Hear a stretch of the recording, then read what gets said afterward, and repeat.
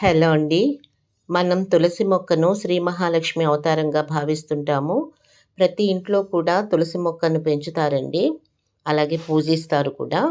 ఈ తులసి చేసే మేలు చాలా ఉందండి. ఈ మొక్క ఎక్కువగా పెరిగిపోయినప్పుడు అలా పువ్వుల్లాగా అంటే ఆ సీడ్స్ లాగా వచ్చేసి ఇంకా మొక్క గ్రోత్ ఆగిపోతుంది.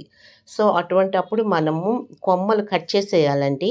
మళ్ళీ చిగురు పెడుతుంది. ఇలా కట్ చేయగా వచ్చిన తులసిని నేనేదో రకంగా కషాయంలాగానో ఏదో రకంగా చేసి సేవ్ చేస్తుంటాను. అంటే ఫ్రిడ్జ్‌లో పెట్టి రోజు వాడటం అలా చేస్తాను. బట్ మనం ఇలా కూడా చేయొచ్చండి.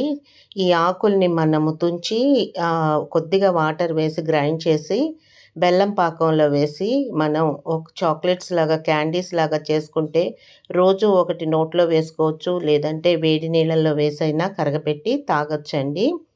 ఈ తులసి చేసే మేలు వింటే చాలా ఆశ్చర్యపోతారు. ఇది శ్వాసకోశ సంబంధమైన వ్యాధులు రాకుండా చేస్తుంది.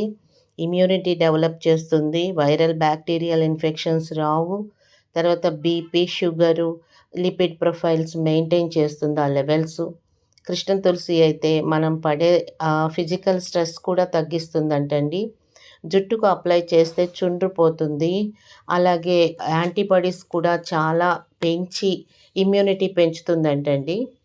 ఇలా తులసి చేసేవి చాలా మేలుందండి. సో, మీరు ఈ రకంగా చేసి చూడండి. పిల్లలు, పెద్దలు కూడా ఒక్క క్యాండీని రోజు నోట్లో వేసుకుంటే చాలు.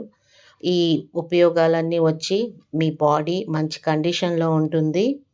మంచి మేలు కూడా జరుగుతుందండి. చేసి చూడండి. నా వీడియో నచ్చినట్లయితే లైక్ చేసి సబ్స్క్రైబ్ చేసుకోండి.